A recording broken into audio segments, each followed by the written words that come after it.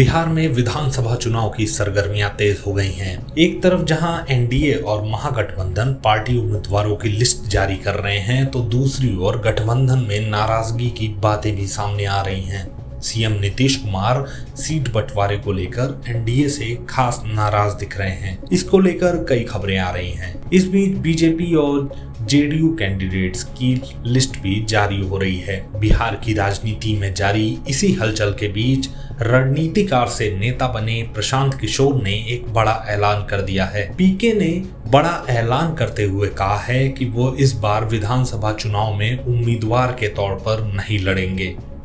समाचार agency PTI से खास बातचीत में पीके ने साफ कहा कि वे बिहार विधानसभा चुनाव नहीं लड़ेंगे। प्रशांत किशोर ने कहा कि जन सुराज अभियान ने तय किया है कि मुझे संगठनात्मक काम पर ध्यान देना चाहिए, इसलिए मैं उम्मीदवार के रूप में चुनाव नहीं लड़ूंगा। नहीं करेंगे। अभी वो निर्णय हो गया है पार्टी में। चंचल सिंह जी का राघोपुर से करने के बाद तो आप कॉन्टेस्ट नहीं कर रहे हैं? नहीं कर रहे हैं। पार्टी ने निर्णय लिया है कि मेरे पास पहले से जो काम है इसी को अगर मैं पूरी तरीके से कर लूं तो काफ़ी है। तो अगर मैं चुनाव लड़ने जाऊंगा तो 2-4-5 दिन जो नुकसान होगा उससे जन सुराज के कई प्रत्याशियों को नुकसान हो सकता है। इसलिए पार्टी लार्जर पार्टी हित में मुझे जिम्मेवारी दी गई है कि जो मैं काम कर रहा हूँ ये काम करता रहूँ।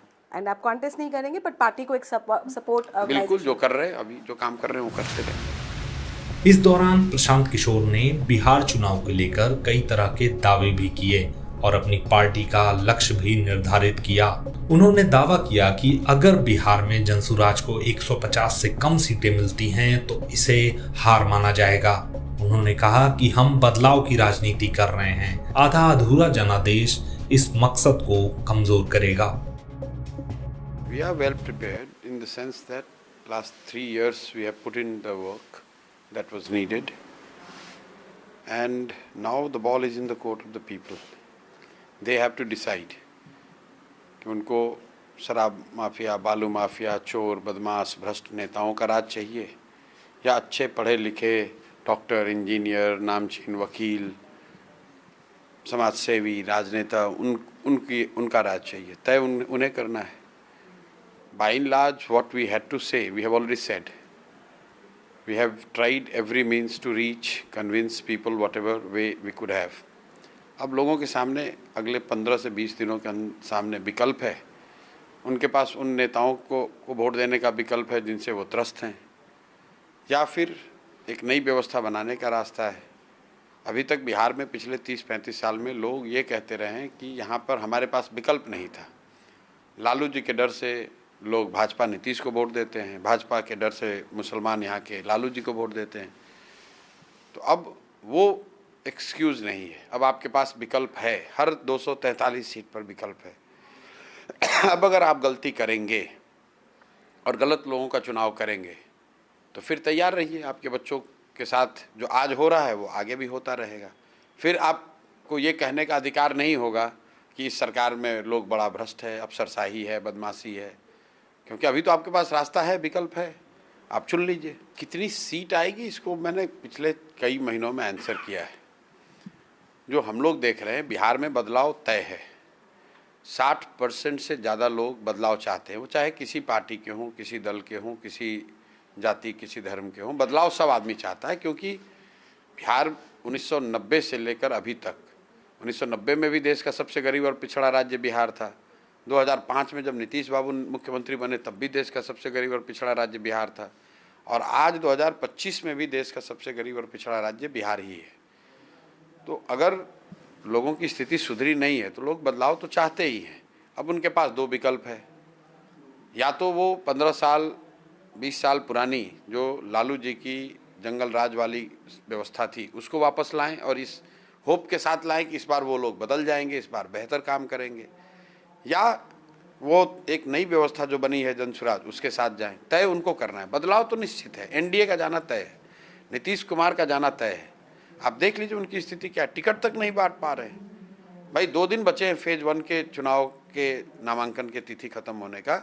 अभी तक दोनों गठबंधनों में ये नहीं पता है कि कौन कितनी सीट लड़ रहा है, कौन लड़ेगा, प्रत्याशी कौन होगा, प्रत्याशी की छवि क्या होगी, उसका प्रोग्राम क्या होगा, सब बात छोड़ दीजिए। अभी तो इन्हें ये नहीं पता है कि भाजपा कितने सीट पे लड़ रही है, नीतीश जी कितने सीट पे लड़ रहे हैं। लोगों को ये नहीं पता है कि लालू जी की पार्टी कितने सीट पे लड़ रही है और कांग्रेस वाले कितने सीट पर लड़ रहे हैं। लोगों को ये नहीं पता है कि वीआईपी उस गठबंधन में है भी कि नहीं है। नहीं, ये तो हालत अभी उनकी बहुत बदहाल हो गई है। अगर वो सब सीट अच्छे से बांट भी लेते तो भी नीतीश कुमार की दल को 25 सीट नहीं आना है। इसके लिए आपको सेफोलॉजिस्ट होने की ज़रूरत नहीं है। पिछले चुनाव में नीतीश बाबू की पार्टी 110 सीटों पर लड़ी और चिराग पासवान ने चुनाव के 5-7 दिन पहले जो जहां से मिला कोई कैंडिडेट उम्मीदवार खड़े कर दिए। नीतीश जी का सीट शेयर घट के 42 पे आ गया। अब सेम सिचुएशन है। इस बार नीतीश कुमार 110 नहीं 100 सीट लड़ रहे होंगे, 105 लड़ रहे होंगे और उन सीटों पर बाकी चीज ऑल थिंग्स इक्वल, उन सीटों पर जनसुराज 3 साल की तैयारी से चुनाव लड़ रहा है। तो ऑल थिंग्स इक्वल 42 से तो नीचे आना ही आना है। On top of it 5 years has passed, so there is an additional anti-incumbency। Nitish ji के स्वास्थ्य का मसला है, उनके गवर्नेंस का मसला है, भ्रष्टाचार का मसला है। तो कॉमन सेंस की बात है कि अगर 5 साल पहले स्वस्थ सक्रिय नीतीश कुमार, उनका दल 110 सीट लड़ा, चिराग पासवान ने कुछ कैंडिडेट खड़े कर दिए तो उनको 42 सीट पर वो आ गए। तो इस बार थके हुए, मानसिक तौर पर बीमार नीतीश कुमार अगर वो 100 सीट पर लड़ रहे हैं और इस बार जनसुराज का एक बड़ा प्रयास, एक बड़ा विकल्प लोगों के पास होगा तो 40-42 के, हाँ 25 तो बहुत ज़्यादा मैं सेफ साइड में बोलता हूँ। अब देखिएगा कितनी सीट आएंगी। उनका कुछ स्टेक पे नहीं, इसीलिए वो रिलैक्स्ड हैं। आते हैं, राहुल गांधी आए, मोदी को गाली दे दिए, मोदी आए, राहुल गांधी को गाली दे दिए। भाई बिहार की जनता का स्टेक पर है। राहुल गांधी मोदी के जीवन में क्या फ़र्क पड़ेगा? बिहार में किसी की सरकार बन जाए, राहुल गांधी के जीवन में क्या फ़र्क पड़ेगा? बिहार में किसी की सरकार बन जाए, मोदी जी के जीवन में क्या फ़र्क पड़ना है? आपको यही तो हम लोग कह रहे भाई, आप ऐसे लोगों की बात सुनकर वोट दे रहे हो जिनका कुछ स्टेक पर है ही नहीं। मोदी जी आए, राहुल गांधी को गाली दे दिया, राहुल जी आए, मोदी को वोट चोर बता दिया। इन दोनों ने पिछले 2, 3, 4, 5 महीनों में कई दौरे किए हैं यहाँ पर। आप मुझे एक स्टेटमेंट दिखा दिए उन्होंने बिहार के बाढ़ के बारे में कुछ बोला हो, बिहार के पलायन के बारे में कुछ बोला हो, बिहार के बच्चों के पढ़ाई के बारे में कुछ बोला हो, बिहार के अफसरशाही पर कुछ बोला हो, बिहार में रोजगार के बारे में कुछ बोला हो। इनका कुछ भी स्टेक पे नहीं है। कुछ नहीं होगा भाई। पिछले 25-20 वर्षों में राहुल गांधी 90% चुनाव हारे हैं। अगर कांग्रेस पार्टी राहुल गांधी के नेतृत्व में 100 चुनाव लड़ी है, 90% से ज़्यादा चुनाव राहुल गांधी के नेतृत्व में चुनाव हारे हैं। क्या फ़र्क पड़ना है? उनकी पार्टी है, उनके पिताजी, उनके परिवार की पार्टी है। जब तक वो चाहेंगे तब तक उसका बने रहेंगे लीडर। अरे कितने सालों से मैं सुन रहा हूँ कि ये चुनाव आएगा तो उसके बाद राहुल गांधी का करियर खतरे में आ जाएगा। राहुल गांधी चिल हैं, उनको कोई चिंता नहीं। क्या राहुल गांधी पटना में बैठे हुए हैं? हम लोग जगे हुए। आप कह रहे सोने का टाइम मिल रहा है, आप देखिए राहुल गांधी आराम से बैठे हुए। उनके पार्टी को ये भी नहीं पता कितनी सीट लड़ रहे हैं। क्या इनका स्टेक पर होगा भाई? स्टेक पर बिहार के बच्चों का भविष्य है। ये वो लोग हैं, राहुल गांधी, नरेंद्र मोदी जैसे लोग, इन्होंने और इन जैसे ज़्यादातर नेताओं ने कहीं ना कहीं ये मान लिया है कि बिहार में सुधार हो ही नहीं सकता। अरे चलो ठीक है, जो हो रहा है बहुत है। इसीलिए तो ये दोनों दल जो है मैं अक्सर कहता हूँ बिहार की बदहाली के लिए जो जवाबदेह हैं वो लालू और नीतीश हैं, क्योंकि सरकारें इन्होंने चलाई हैं। लेकिन इसके असली गुनाहगार मोदी और भाजपा और कांग्रेस हैं। लोग समझते हैं कि बिहार के लोगों ने गलती की। भाई बिहार के लोगों ने तो लालू जी को एक ही बार जिताया 1995 में। उसके बावजूद लालू जी अगर 18 साल राज उन्होंने किया, 5 साल पहले 3 साल बाद में, तो वो तो कांग्रेस की मदद से किया। वही हाल नीतीश भाजपा का है। नीतीश जी को तो बिहार की जनता ने एक ही बार मौका दिया 2010 में, जब उनको 117 सीट आया था।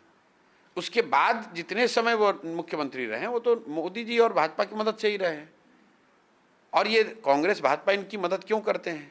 भाई बिहार से चंद 10, 15, 20 सांसदों का समर्थन दिल्ली में मिलता रहे। बिहार में जो होता है होते रहे। ये तो गरीब राज्य है, इसको ऐसे ही रहेगा, ये तो इसमें सुधार होना नहीं है, मरने दो इनको ऐसे ही हालत पे। तो मैं बिल्कुल जिम्मेवारी से कह रहा हूँ कि there is nothing on stake as far as Congress leadership और BJP leadership is concern as in Bihar. आपने देखा कोई अमित शाह को यहाँ आके कुछ करते हुए? आपने देखा मोदी जी को आके यहाँ कुछ करते हुए? आया, 4-5 भाषण दिया, सरकारी खर्चे पे बिहार का ही आटा गीला किया। हम लोग मतलब बिहार के गरीब राज्य के पैसे पर आए, 4-5 यहाँ सभा की, यहाँ पर आकर बात कर रहे हैं ऑपरेशन सिंदूर का। यहाँ पर आकर बात कर रहे हैं घुसपैठियों का। अरे भाई घुसपैठी तो मुद्दा है नहीं है बिहार में, ये क्यों बात कर रहे हो बेकार का? भाई पहली बात तो ऐसी कोई व्यवस्था होगी नहीं। हम लोगों ने कहा है कि मैं बिल्कुल ईमानदारी से इस बात को कहता हूँ, अर्ज पे या फर्श पे इतने बड़े प्रयास के बाद जहाँ लोगों ने बात को सुन लिया, समझ लिया, उस पर विचार कर लिया, या तो सब कुछ सुनने समझने के बाद भी वो कहेंगे नहीं भाई मुझे नए लोगों पे, नई पार्टी पे भरोसा नहीं है, तो हम लोग को 10 से कम सीट आएगा। और ये कहने में मुझे कोई गुरेज नहीं है, लेकिन अगर लोगों ने जो समझा है उसके अनुसार उन्होंने वोट किया तो 150 से ज़्यादा सीट कम से कम जनस्वराज की आएंगी। बीच की कोई व्यवस्था नहीं है, तो हम लोग की चिंता ही नहीं है। बीच की कोई व्यवस्था आएगी तो जो जिनकी आएगी वो समझे, हमें क्या फ़र्क पड़ना है। किसी ने कहा नहीं आपके 5-7 आ जाएंगे उसी सरकार बन जाएगी, हमें भैया उससे कोई लेना देना नहीं। जो लोग जनस्वराज में जुड़े हुए हैं, हम लोग यहाँ सरकार बनाने, MLA बनने नहीं आए हैं। हमें बिहार में पूरा आमूल-चूल परिवर्तन चाहिए। नहीं होगा फिर से सड़क और समाज की राजनीति करेंगे। जो 8-10 लोग, 10 मान लीजिए आपने कहा 10 जीत गए, उनको बुलाएंगे, कहेंगे अगर सड़क की राजनीति, समाज की राजनीति करनी है तो बने रहो, नहीं सत्ता विपक्ष में बैठना है तो जहाँ जाना है चले जाओ। नहीं, ये तो परिणाम बताएंगे। अगर बिहार में जनस्वराज जीत गया तो देश की राजनीति का निडिल घूम जाएगा, देश की राजनीति की सुई घूम जाएगी। अगर नहीं जीते तो 5 वर्ष का और संघर्ष करेंगे, कोई चिंता नहीं। हम लोगों को कोई डेस्परेशन नहीं है। MLA बनकर क्या पालेंगे? MLA मंत्री बनकर जो मिल सकता है वो उससे बहुत ज़्यादा भगवान ने पहले दिया हुआ है। कोई अहंकार नहीं है। जो जीवन में सोचकर चले थे उससे तो बहुत ज़्यादा ऊपर वाले ने दिया है। अब हमारे देने की बारी है। अगर बिहार की जनता को समझा पाए तो अब हम लोग इनको कुछ देंगे ताकि उनके बच्चों की ज़िंदगी में भी उजाला है। जिस पढ़ाई से, जिस शिक्षा से हम लोग की जीवन सुधरी, बिहार के बच्चों का भी जीवन सुधरे, ये लक्ष्य है। राजद और लालू परिवार पे इतने चार्जशीट आ गए, इतने इन्होंने भ्रष्टाचार किए, इतने अपराध किए कि लोग इन पर भ्रष्टाचार की खबर को पढ़ते भी नहीं है। कौन पढ़ेगा भाई? पिछले 20 साल से यही सुन रहे हैं कितने भ्रष्ट हैं, कितने ज़मीन लिखवा लिए, कितने तरह के घोटाले किए, कितने अपराध किए, कोर्ट ने जेल में डाल दिया। अब क्या उन पर नया क्या है? आपकी कमीज पहले से ही गंदी है, उस पर कोई एक छींटा ला के मार दे, क्या फ़र्क पड़ेगा? लेकिन महत्वपूर्ण बात जो हम लोग बता रहे हैं पिछले 2-3 महीनों से, जो हम लोगों ने प्रयास किया है कि राजद और लालू जी का परिवार या उनसे जुड़े हुए लोगों पर भ्रष्टाचार का आरोप है, अपराध का आरोप है, ये बात तो दुनिया जानती है। नई बात ये है कि ये जो भाजपाई हैं, NDA वाले हैं, जो अपने आप को साफ बताते हैं, ये कई मामलों में राजद से भी ज़्यादा गिरे हुए हैं। भ्रष्टाचार के मामलों में, अपराध के मामलों में। देखिए इनका उप मुख्यमंत्री कौन है? सम्राट चौधरी। 7 लोगों की हत्या का आरोपी है, अभियुक्त है, सॉरी आरोपी नहीं है, अभियुक्त है। 7 लोगों की हत्या मतलब नरसंहार हो गया। बेल नहीं मिली है, कोर्ट में ट्रायल नहीं चला है, कोर्ट ने बरी नहीं किया है, सिर्फ नाबालिग होने का फर्जी सर्टिफिकेट लगाकर ये आदमी बाहर है। कोई पूछने वाला नहीं है। नीतीश कुमार के मंत्री, हमने 200 करोड़ रुपए के उनके यहाँ संपत्ति का ब्यौरा दिया, तो फिर आप लालू से अलग कैसे हैं भाई? आप तो उनसे भी ज़्यादा गिरे हुए हो। कम से कम वो तो लोग जान रहे हैं कि ये लोग गलत करते हैं, चोरी करते हैं, अपराध करते हैं। आप तो कंबल ओढ़ के घी पी रहे हो। तो लालू जी पर एक और केस हो गया, ये कोई खबर नहीं है। सम्राट चौधरी पर केस नहीं हो रहा है, ये खबर है। खबर ये है कि इतना लूटपाट के बाद भी अशोक चौधरी, मंगल पांडे जैसे लोग सत्ता में बैठे हुए हैं। खबर ये है। जिसको कोई चला नहीं रहा है, कैसे चलाएंगे? ऊपर से प्रेशर है, कोई तो चलाना चाहता नहीं। ये बात, अगर आप सोशल मीडिया को और बिहार के लोकल मीडिया, कुछ यूट्यूबर्स को छोड़ दें तो बड़ी मीडिया कहाँ चलाती है? इसको चलाने का उनकी हिम्मत ही नहीं है। किसी की हिम्मत नहीं जाके पूछे भाई कि अशोक चौधरी पे कार्रवाई कब होगी, सम्राट चौधरी जेल कब जाएंगे, मंगल पांडे के अकाउंट का कौन हिसाब लेगा, दिलीप जायसवाल से कॉलेज कब खाली कराया जाएगा। किसी ने सवाल भी नहीं पूछा। लोग मोदी जी आते हैं, उनके बगल में ये लोग बैठते हैं। तो ये तो बिहार की जनता को देखना है भाई। जिसको तुम साफ बता रहे हो, जो अपने चाल चरित्र चेहरा के अलग होने का दावा कर रहे हैं, उनका चाल चरित्र चेहरा देख लो तो राजद से भी गिरा हुआ है। 100 दिनों में नहीं, पहले महीने में जो 6 चीज़ें हम लोग बता रहे हैं कि वो तो तुरंत होगा। पहला चीज़ तो ये फर्जी शराबबंदी को हटा दिया जाएगा। बिहार में जो फर्जी शराबबंदी का कानून है इसको हटा दिया जाएगा। दूसरा काम ये होगा कि 60 वर्ष से ज़्यादा उम्र की हर महिला पुरुष को 2000 रुपये कम से कम मिलने लगेंगे। तीसरा काम ये होगा कि एक नया विभाग बनाया जाएगा जिसकी जिम्मेवारी होगी कि 1 साल के अंदर बिहार से बाहर गए 50 लाख जो लोग हैं उनको वापस यहाँ लाकर रिहेबिलिटेट कराया जाए। जॉब के मामले में उनको 10 से 15 हज़ार रुपये की रोजी रोज़गार की व्यवस्था की जाए।